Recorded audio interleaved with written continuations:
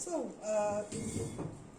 today is our second class, and we will continue on the same lines that we started last class. Last class we talked about, in general, about design, what makes a successful design, and a few general things. Today we will continue on these same lines, and we will discuss the purpose of design.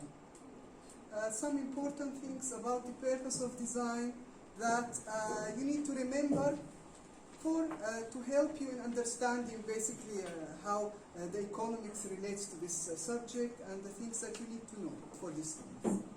So, in here, some of these things we already discussed in last class. Like, for example, one of the major purposes of design is what? To create real and usable objects. You're actually designing real things, okay? For whom? For specific target users, people, okay? Specific chosen target users. So, the fact that you're designing real objects, this is the very important part, okay? Because this directly relates to the industry. You always have to remember this, okay? To the market, to the industry. You're not just designing what? Imaginary objects. Okay? If you're a fine artist and just drawing for yourself, this will be, you don't need to know anything about economics, okay? But you're designers, and that's different. And then a second major purpose of design is to solve problems, basically. So you are a problem solver. We discussed this last class, but we have to put it as one of the major purposes of design, because this is the main thing. So if you're not solving any problems with your design, there is no reason to design. Okay? So you have to solve some kind of a problem, benefit the user in some kind of a way, make life easier, more comfortable. So it has to have some solution to something. Okay? It must have a reason, a purpose, your design. And to benefit people in general, you know? So these are major things that always needs to be remembered. Now, through design, you create objects that people need or want. Now we will discuss here what is the difference between needs, wants, demands, these kind of things, because they are very important for our class. So, for example, needs and wants. We all have basic needs. All people have needs. Like, for example, what did we put here? Food, water, shelter. You know, everybody have these needs. These are basic needs. So we need to understand. These are just some examples, but we have a lot of other things that we can add to the list. Now you need to understand the basic needs of humans in general, because you are designing for these humans. So if you don't understand their needs, you can never design something that they basically will need to buy. Okay? Will need. Because in the end, your design, what will be designed, manufactured, sold. So if you're designing things people don't need, because you don't understand people's needs, then we have a problem here. Okay? Now, as I said, these are just basic examples for you to understand what is a basic need, but we can add to the list a lot of things that actually influence real design. Okay? Now, okay, we have needs. We agree on that. Now, what about the wants? What is the difference between a want and a need? Now, here what I put is, wants can be more sophisticated than our basic needs. So, when people get, now when you get something that you really want, it can make you, for example, feel better. It can basically satisfy you in a specific way that basic needs cannot. So it's like the want is something that you don't really need, but you still want it. It's like, okay, let's say, for example, I have a mobile. I need a mobile to make phone calls, to make this kind of stuff, send messages. It's kind of a requirement of our life nowadays. But I don't need to get a new mobile every year. Or, for example, you need clothes, okay? Everybody needs clothes. But you don't need to have thousands of clothes. You don't need it. but you want to have it. Like you see, for example, in the market, something that catch your eye. Oh, that's a beautiful, I want this. You don't really need it. You have maybe 10 or 20 pieces at home, but you want it. So the want is not really something you need. But here we must understand, because this is directly related to the economics side of the design. So if you know what people want and people need, you can really design successful things that people will buy in the end and use. So we really need to understand that. Now, these wants here, they are not something stable. You know, the needs, they're more stable. In which way stable? We can see them all over the world, all cultures. Like take a person from China and a person from Jordan. The same needs, the basic needs we mean. They have the same basic needs, but they don't have the same wants. So here, the wants can be more diverse. So you need to know which target group of people you're focusing with this design, and what is their want, specific wants. People from different cultures, from different age groups, from different. So you can find differences in their wants. And what's even more complicated, the wants can change over time. The needs, no. Like if you take a person from 1,000 years ago, the basic needs, like to have food, to have water, to have a shelter, these kind of things, they don't change. But the wants, for sure that person 1,000 years ago did not need a mobile, does not want the things that we want today. Okay, so the wants are the ones that change over time. And how they change, if you are a good designer and you can follow this and predict what will happen, you can actually be a good designer and design successfully again. So these things need to be taken into consideration. Now, what about the demands? What is a demand? Now, the demand is basically the pure economic side of these. So I put here. So if a person is willing and able to buy a need, it means that they have a demand for that need. So willing, that means you say, okay, I want to buy this. This is willingness, okay? And you are able to buy. You have the money. Then what this need, or let's say want, whatever you have, it becomes a demand. Because now I want it, I have the money. The step after is to go and buy it, to get it. Okay? If you don't have the money, you will say, okay, I want it, but I cannot buy it now. Okay? So if you have these two things, your needs or your wants become demands. And here is, in this area, is also a place where designers, economists, or a combination of these, if they work together in a company, basically influence or try to affect, the potential users of this design. So they design in a way so that this happens actually. Because something can, meet a certain need or meet a certain demand, want, but it doesn't go to this stage where it's the demand. The demand is the buying, the actually decision to get that product. Okay? So how to basically design to get it to that stage. Okay? Any feature, anything you put in the design affects the end result. Sometimes if you put the wrong color, it can stop the process. Like for example, you have a specific target group of people and you didn't make your research as you should. You put the wrong color for this target group of people. It can destroy the whole process of getting to that stage.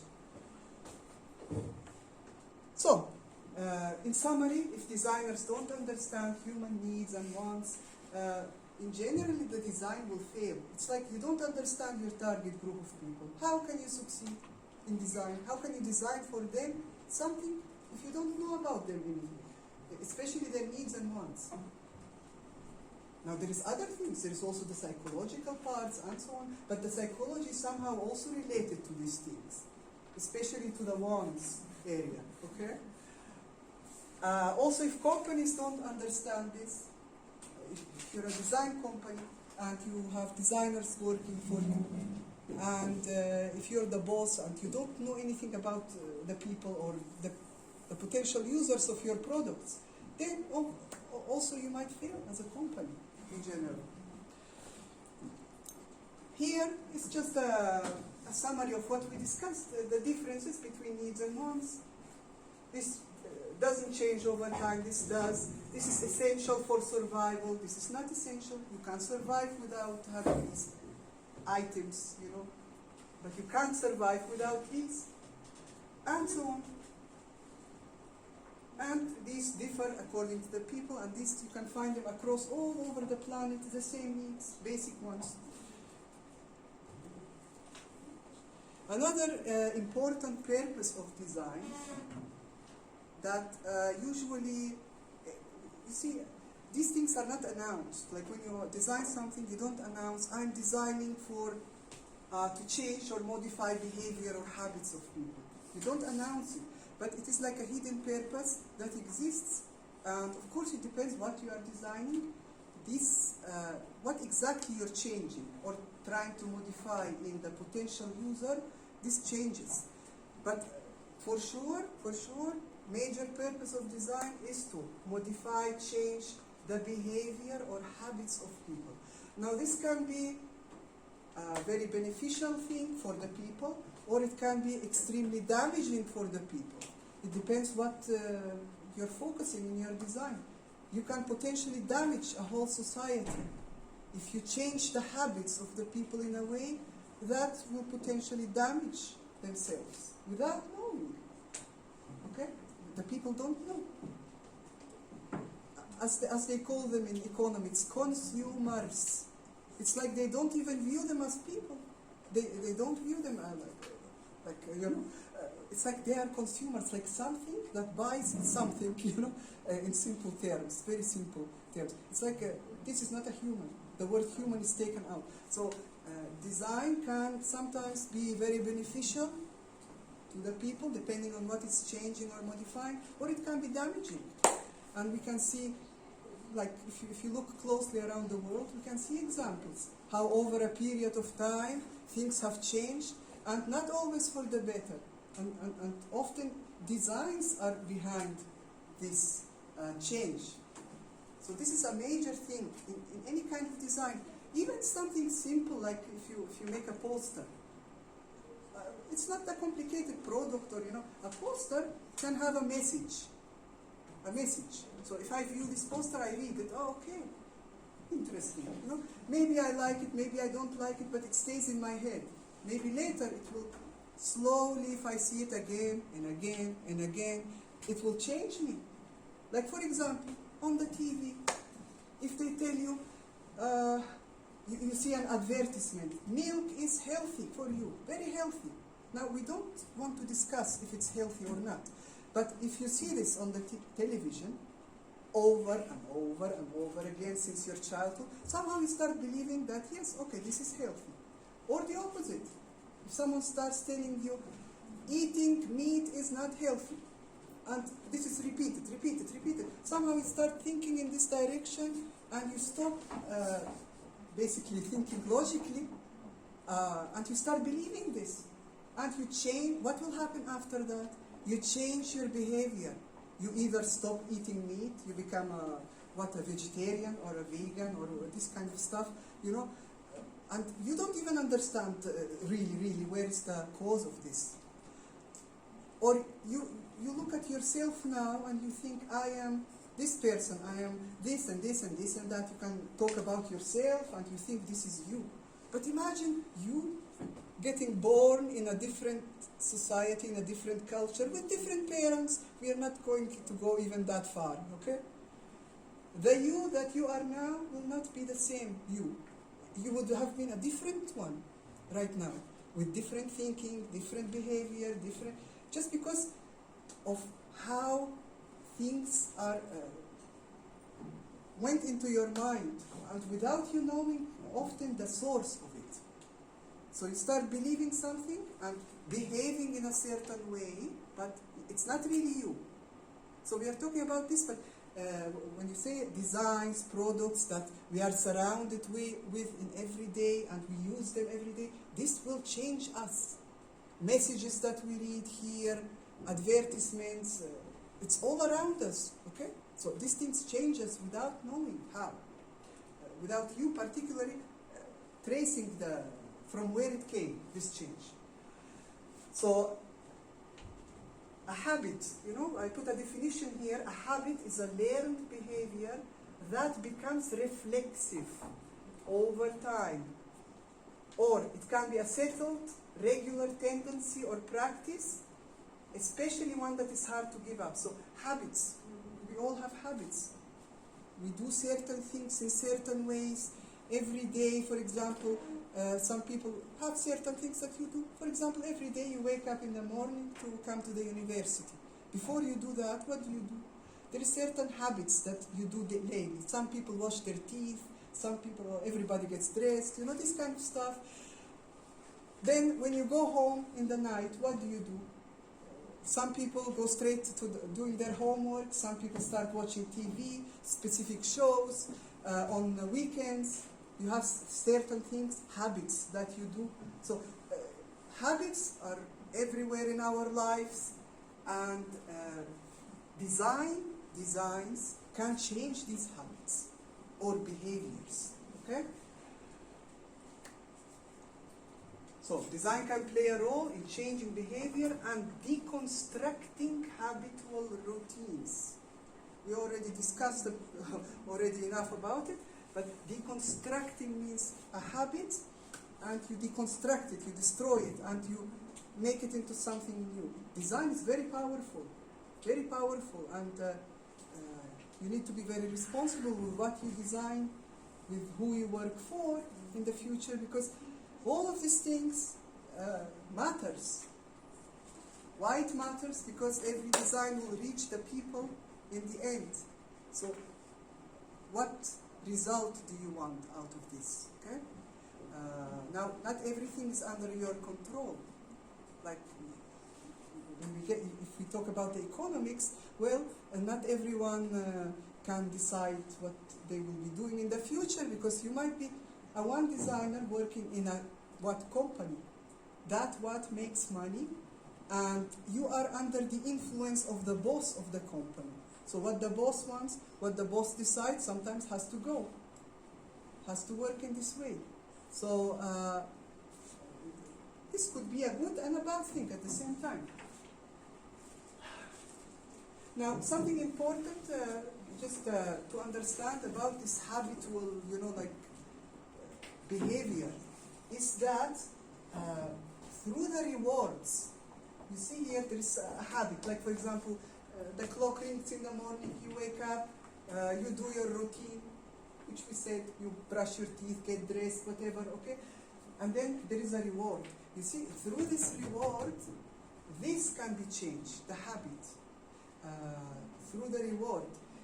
It's like, for example, how do they make people to get addicted to computer games?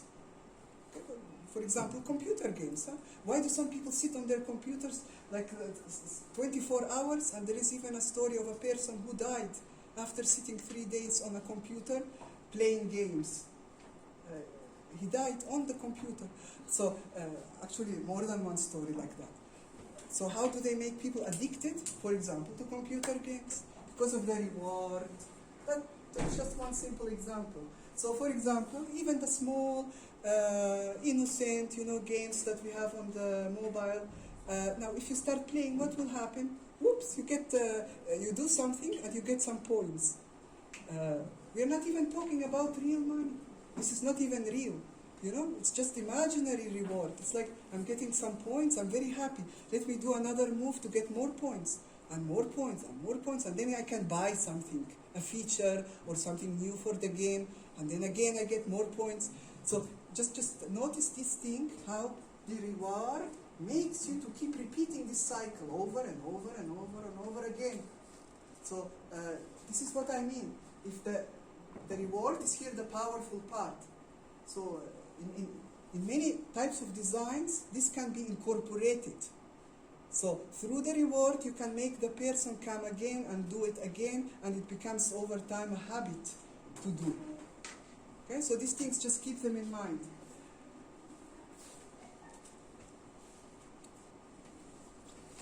So now when you design something new, any new product, now when we, again, I will remind you when I talk about products, I talk about everything designed, okay?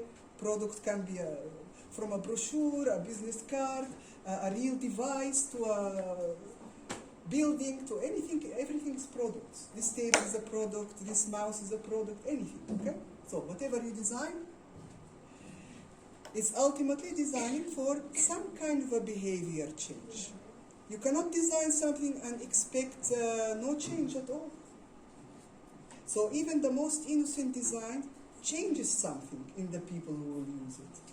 Maybe very innocent changes over time. It's not like drastic changes, but they do happen. They do happen.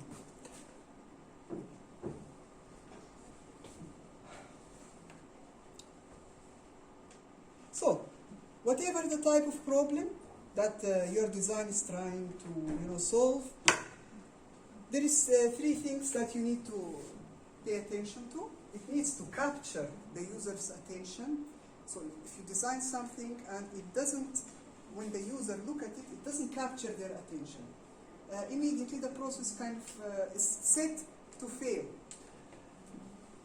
Convince them to engage with your product or service and create interest. So once my attention is captured, for example, I see this pen in the store, oh, that's kind of interesting, then this forces me to start engaging with it. So taking it, looking at it, like this. So there is an interaction between me and this product. And then compel them to take action. So now, this action, what is this action? It depends. It could be buying this pen, for example. That's an action, okay? And this could change my life for the better or for the worse,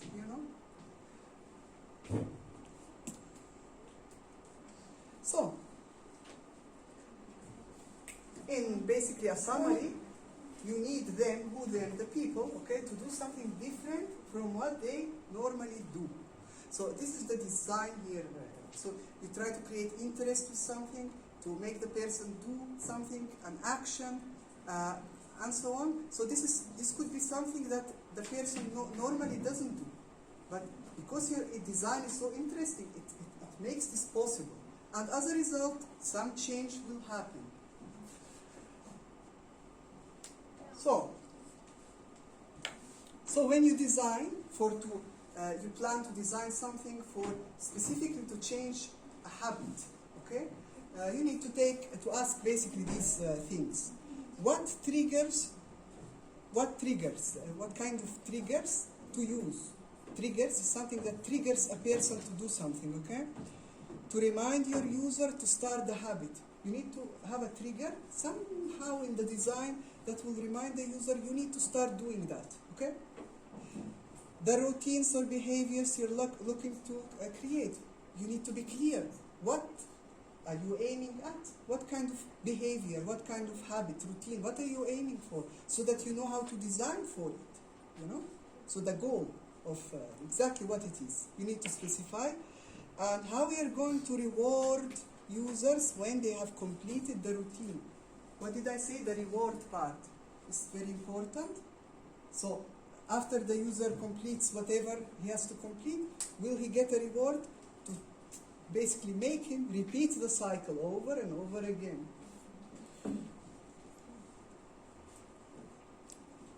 For example, everybody knows this behavior, okay, around, and this behavior is not known around here, okay? This we can see every day, this we don't see. So, for example, as a designer, how you can, for example, change this type of habit into this habit, okay? So that the people, instead of throwing everything on the ground, throwing outside the windows of the cars all kinds of dirt, you know. How can you change? This is a habit, a behavior. How can you, as a designer, for example, change it? This is not easy at all. Not easy at all. But there is ways how it can be done. Sometimes in stages, sometimes not one design can solve the problem. But this is something, for example, beneficial that can be changed. So to make a person from this to become this, and to know exactly what type of dirt to put here or here or here, and to care about it. Because if you don't care, you will take the black bag that you have at home, you will take it and you will throw it away in any one of these, or next to it here on the street, better, you know. So how can you make people care? Care to, at home, to have several trash bags to put in each one. Here I will put only glass, here only plastic, here only metal, and then to put them in the correct place. You see, this is extra work. You're making people work more. Extra work.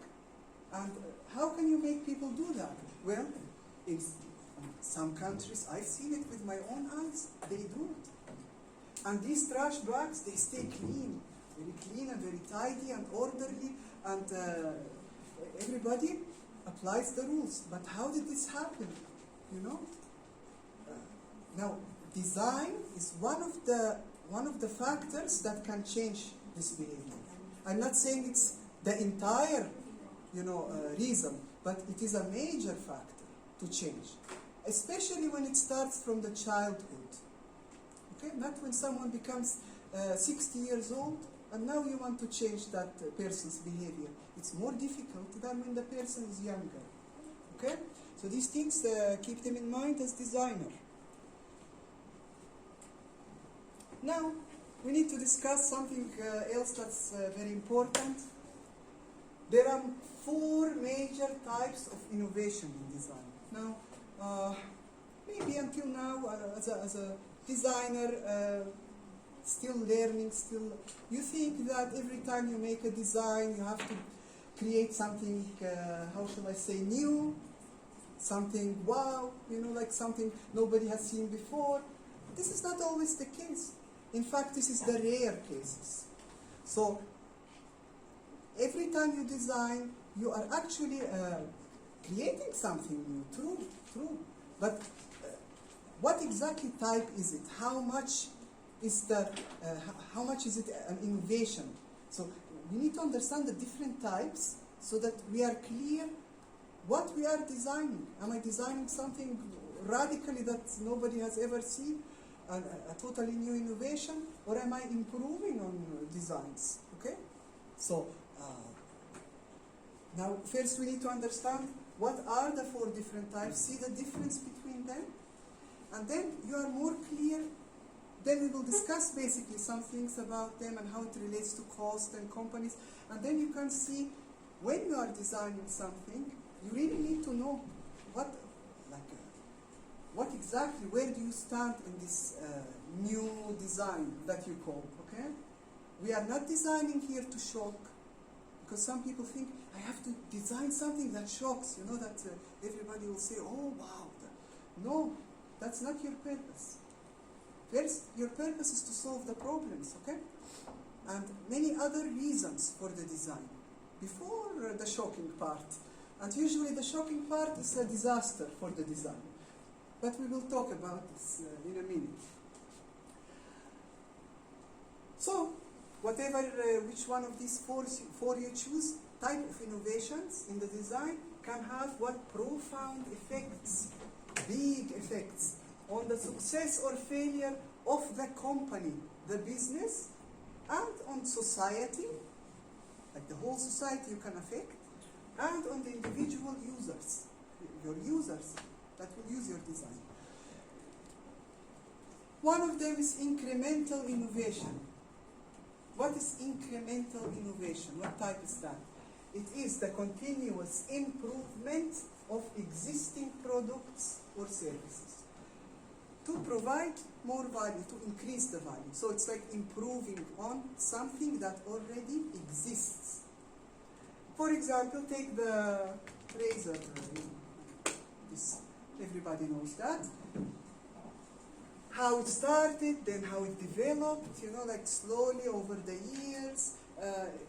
As you can see, the shapes changed, the quality of them changed, the materials changed. So it's like a gradual, incremental development. So this is a new design compared to this. This is a new design, this is a new design, but it is not something, everybody knows what it is, this product. But what do you do? Improve on it, improve. Most of the time, this is the work you're working on. Okay? Improving, that means solving a problem. Here there is a problem, you solve it here. Then you find another problem here, you solve it here, and so on. Okay? To continuously improve. Look at the mobiles, for example, how much incremental changes they went through the years. The first mobile and now, what they look like, okay? And how they function. So it's about aesthetics and function, okay? A next type of innovation is architectural innovation. What does that mean?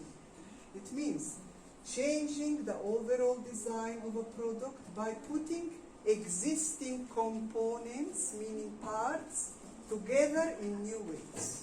So, this is a printer, this is a printer, this is printer and scanner, I mean, okay? Printer and scanner, So, we can have many products that perform the same function. This is a printer and scanner, this is a one, this is a one, this is a one. But each one of them, the elements in it, the components, have been arranged in a different way. Now, again, sometimes, for example, with this arrangement, we find certain problems. If this part was, for example, here or there or somewhere else located, or a certain button or a certain... this is what I mean. You take the individual parts and you arrange them in new ways. Now, this is not only for solving problems. This is also sometimes economically related to make people buy more. It's like, okay, I have a printer at home, but then I see, oh, I saw another type of printer, and I somehow feel that this one is better than the one I have. So I buy it, okay, and replace my old one, even though this is still working. And sometimes it solves real problems. So we have a problem in this, we design a new arrangement that will improve the situation, the use. Make the lives of the user more happy, okay, in general. So, this is architectural innovation. This is a type of innovation. So, everybody knows what a printer or a scanner is, but the way you arrange the components can be in a new way. So, that's an innovation.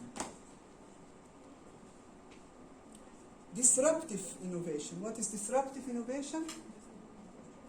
This can be enabled, means it can become possible through a new technology that provides a more efficient and accessible alternative to what already exists. So some kind of a new technology makes it possible to make something that already exists more accessible and available than basically what now exists. So here we have a new technological element that we can incorporate into the design to reach this. Very important, disruptive innovation does not improve or enhance products for the same target consumers, target users. So if your innovation is a disruptive type, most of the time you're not focusing on just improving something for the target user of people that that this product already serves. You are trying to expand the market. That means include new target users. So this new technology to be utilized in a way in your design to make it more consumers. What does this mean in economics terms? More money for someone. Like if it's a company and instead of 1,000 users you can make it 1 million to buy your product, this means more profit, more money. In very simple terms, okay? As an example.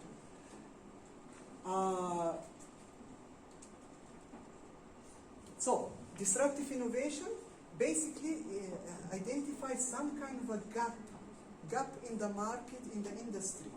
So this is very important as you as designers to really like notice what's going on around you. It's like you need to focus on identifying gaps because your future design could possibly fill this gap, and if it does, it can result in a very successful design as a result, because there is a gap. It's like there is a need somehow or a want in the market, but there is no product to satisfy this need. So you as a designer come along and business mind and say, okay, I will fill this gap. I will design something for this, what is missing. And you can see examples all around you over the years, okay, how people want something or need something, and then suddenly the product appears in the market. Someone designed it.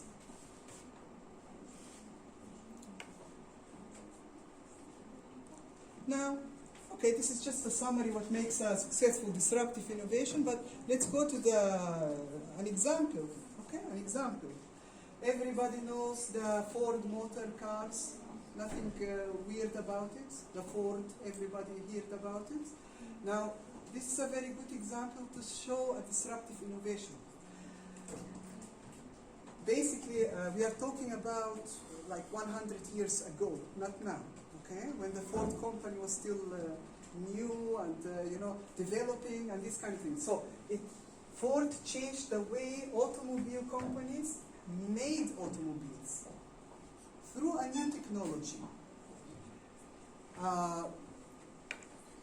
So, where does it say here? Yeah, the world's first moving assembly line. This is what the Ford Motor Company created. What is a moving assembly line?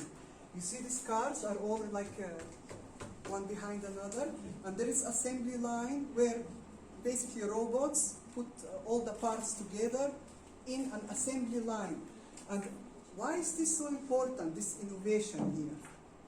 This technology of the assembly line, why did it change the way car companies work? Because in the beginning, cars could only be bought by the rich. So if you have a lot of money, you buy a car. Like we are talking about 100 years ago, okay? And this company, through the assembly line, made cars affordable to who? To a wide range of people. So do you notice here we have new technology and new consumers added. Instead of just focusing on the target group of people that are very rich, now we can have even poor people buy cars. And we can see it, nowadays, like who doesn't have a car nowadays? It's very rare. And not everybody is rich. So, this is because of the assembly line innovation. How to make more cars cheaper, faster, and affordable to more people. So this is a disruptive innovation example. Another one is the Netflix. Now Netflix initially started as a, very boring innovation through, like the post office, the mail, sending DVDs to people to watch movies. So if you want a movie, they will send you one through the post, which is time consuming, and you can watch one movie per week instead of 10 movies per day, as can happen nowadays, But then they applied a disruptive innovation, and there was a new technology. They moved from mailing DVDs to streaming movies, streamlining. So you can open your computer and open Netflix and start choosing movies. This movie, this movie, this movie. In one day you can watch a lot of movies, and you can watch them directly on the computer. There is no need to wait for a CD to arrive, okay? But this to happen, a new technology happened, okay, that made it possible. And when this happened, they took advantage of this and started using it to increase the market, the users of the ones who want to watch movies, okay? So, just because a new technology comes out does not mean that all the businesses will suddenly take advantage of it. But you as a designer are involved in this process. So you should be able to see that here is an opportunity, okay? And grab it, okay? If you have the possibility. Now, the next one, we have radical innovation type. Radical innovation is something radical, something totally new, totally different. It's not like development of something. It's like it doesn't exist today and tomorrow it exists. Something so big, you know, so different. It deals with breakthrough in science and technology. Usually there is a very big change in an innovation, and basically specifically in science and technology. Because you as designers, you borrow from the innovations that happen in science and in technology. And these innovations, you apply them in your designs, okay? So as a result, your design can be also something totally new, okay? And different.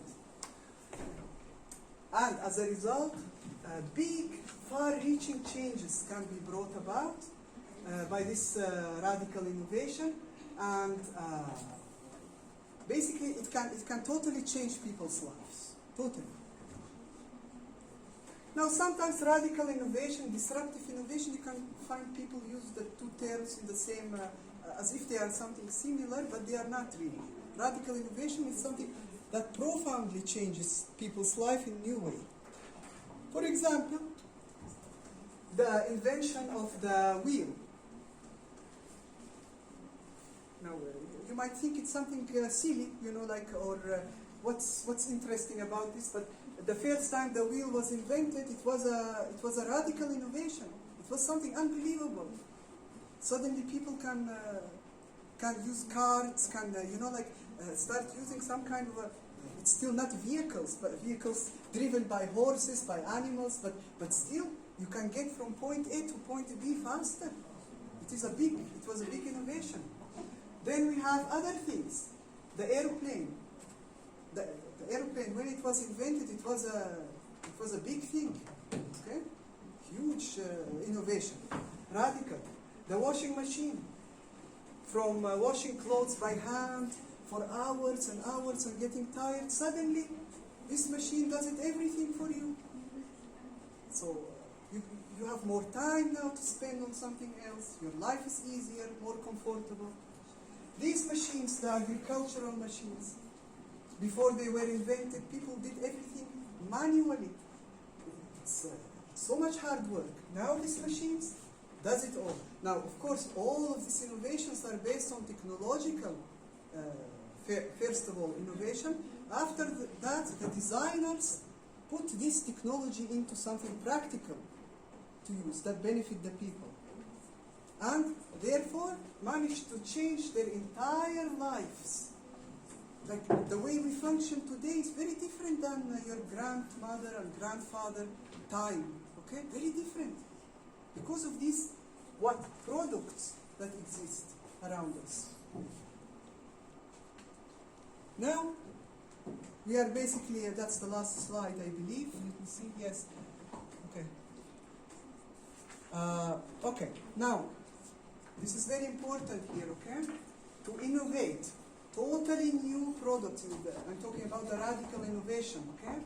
Happens 1% of the time. So you as a designer, if it happens in your life, it is a rarity. Maybe it will never happen, okay? But to modify and improve and develop existing products, this happens 99% of the time. Most of you will work on this, improving designs. So something that already exists, you make changes, improvements to it when you work in a company. Okay?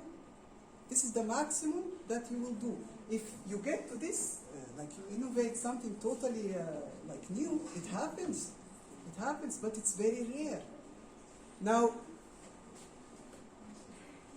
what's very important here when we talk about the economics, different types of innovation affect what the design process and the final product cost in different ways. It's very important. Now, sometimes when, let's say for example, you work in a company, okay, a design company as a designer, and you have a brilliant idea. Like, you go to your boss and show him the drawing. Look, I have a brilliant idea. My design is so much better. It will do this, it will do that, it will bring so many benefits, I don't know what. And then the boss tells you, okay, calm down and forget about it.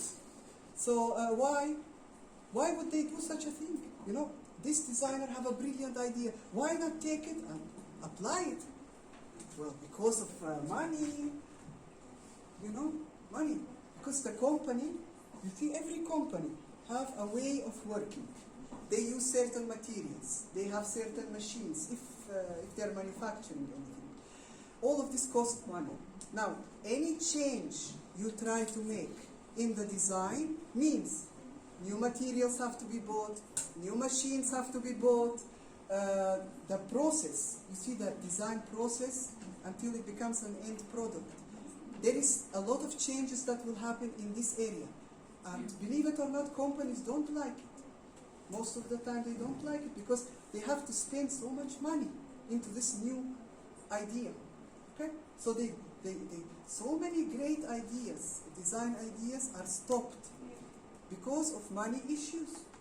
It's like they tell you it's too expensive. I mean, even the slightest change you tell someone, it's say, no, forget about it. It's too expensive. Every time it's too expensive, they try to do as much as possible with the most limited amount of money. And this is how the business world is in reality. Okay? So don't put your hopes up like extremely high with crazy ideas. Go into the more practical part, how to solve problems, how to improve something. Because the crazy ideas, usually they will get stopped, usually I'm saying, except if you open the company and invest in it, okay? So just be careful in this aspect. And know that this exists, but most of the time it's improving and developing and modifying things. Solving problems, which is also a big thing. So if you identify a problem in this product and you solve it through your design, it is already a very big success. Okay? But with less money, with less investment from the company, because otherwise it will not happen. So, you know, this is basically the most important things that you need to consider. And the things we discussed today as purposes of design should basically always be in your mind while you're designing anything. So, as I said before, design is complicated and maybe even more complicated than any other area, because in this area, as we mentioned last class, so many factors come into play. So we have the technology, we have the business part, we have the creative part, we have so many things to think about. Okay? So this is it for today. Next class we will focus on the discussion about the role of economics in design, okay? In more detail. For today, this is it. If you have any questions, please ask.